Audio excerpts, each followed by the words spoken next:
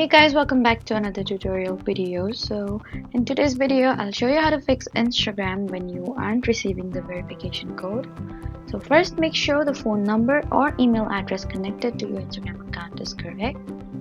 And if you're waiting for an SMS, then check that your phone has a working cellular connection and can receive text messages. If you're waiting for an email, then check your inbox, spam, junk, and promotion folders as well. Then give the code a few minutes to arrive before requesting another one. Because if you request multiple codes, always use the newest code you receive. Next, you need to make sure Instagram is updated from your phone's official app store.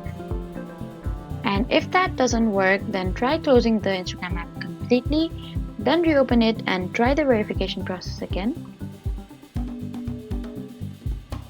If you're still unable to receive a code, then try Instagram's official account recovery option.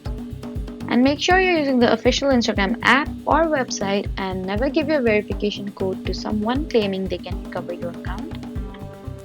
So that was it for the video.